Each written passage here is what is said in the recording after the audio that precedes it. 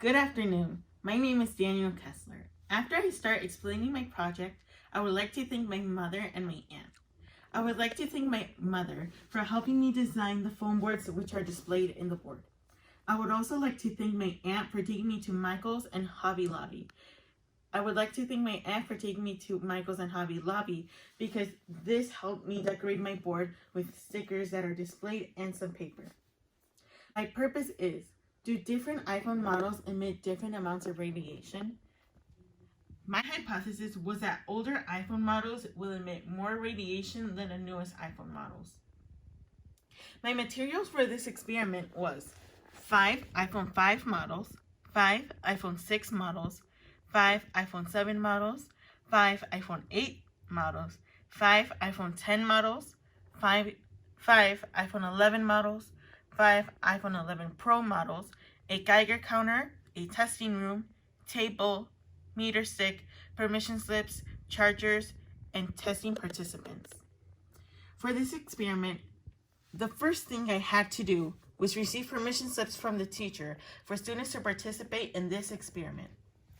For this, I had to distribute 70 copies of my permission slips to all junior high at St. Leonard School. After this, I waited 1 week to receive the permission slips signed and approved from parents and students. After that, I gave each student a day and time in which they will provide their phone for my experiment. After that, I told all students to bring their phone charged at 100% and bring their phone at the highest brightness. For my research paper, as you can see, there are many facts. Since the beginning of time, all living creatures have been and are still exposed to radiation, like humans. Radiation is energy that comes from the source and travels through space and may be able to penetrate through various materials, such as human tissue. There are 2 types of radiation, non-ionizing and ionizing radiation. Ionizing radiation can be examples of gamma rays and X-rays. If you look right here, people are used and exposed to non-ionizing radiation sources every day. There are many types of non-ionizing radiation, such as microwave ovens, global positioning systems, cellular telephones, television stations, FM and AM radios, baby monitors, cordless phones, garage door openers, and ham radios. If you look more closely into my project, you can see that radiation is measured in units called millirems, or 1,000 of a rem. All people have internal radiation, measuring from radioactive potassium at 40 and carbon 14, use their bodies from birth, and therefore humans are exposed to radiation.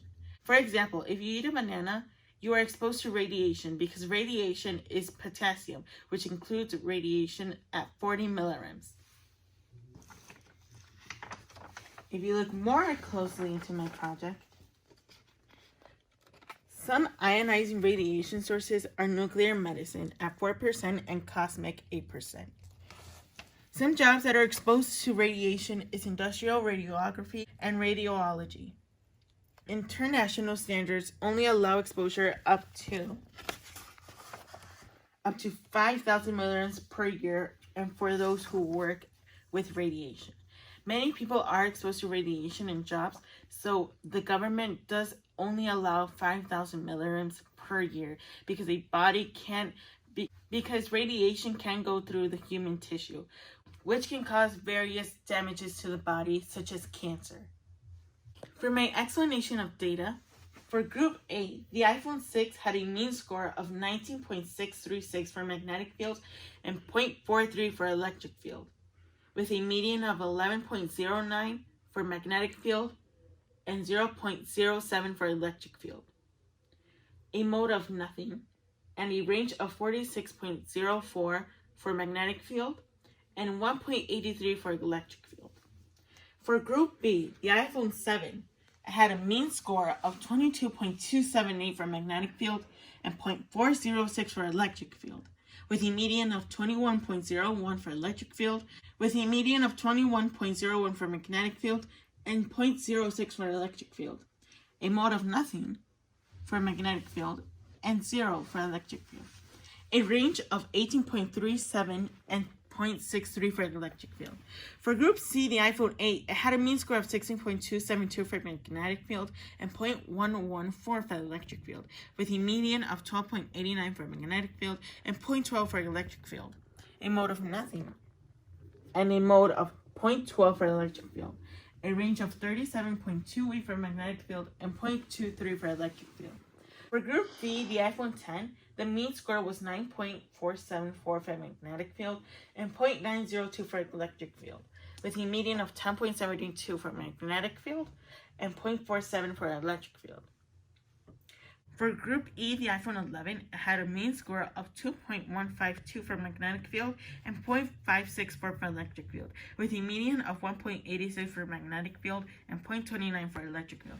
And for the last iPhone, for group F, the iPhone 11 Pro, the mean score was 7.208 for magnetic field, 0.362 for electric field, a median of 5.6 for electric field, and 0.43 for electric field.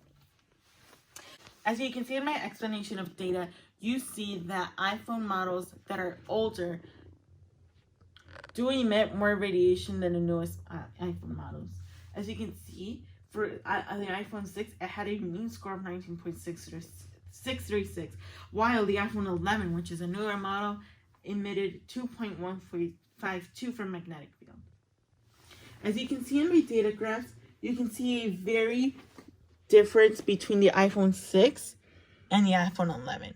The iPhone 11 had less radiation exposure, while the iPhone 6 had more radiation exposure. As you can see, it went up to 50.82 UTs, and the iPhone 11 only had the highest was 4.12 UTs, which was shorter and emitted less radiation than the iPhone 6. As you can see here, this is an average of the all iPhone models, which ones are acceptable for electric field and which ones are acceptable for magnetic. As you can see, the iPhone 6, only 4 out of 5 were acceptable, which was 80%, and 2 out of 5 were acceptable for magnetic field. For the iPhone 7, 5 out of 5 were acceptable for magnetic field, and 0 were acceptable for electric field. For my conclusion, my hypothesis was correct. As you can see right here, you can see that a summary of this experiment was starting out with iPhones and then emitting their radiation exposure with a machine called a EMF radiation machine, which was used for this experiment. As you can see, the iPhone that had the highest magnetic field of the iPhone 6, 7, 8, 9, 10, 11, and 11 Pro was the iPhone 6 at approximately 50.82 UTs, which is very high. And when I tested some of them actually went to 200 UTs, which was over the amount that the government allows radiation exposure to be to. For this experiment, I could have fixed my errors by buying a bigger and much expensive radiation EMF machine because I only used a sample.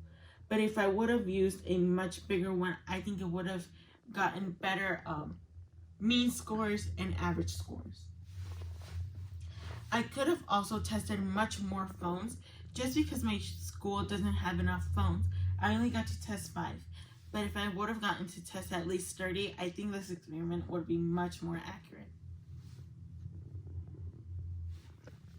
Thank you for listening, and my name is Daniel Kestler in 7th grade at St. Leonard School.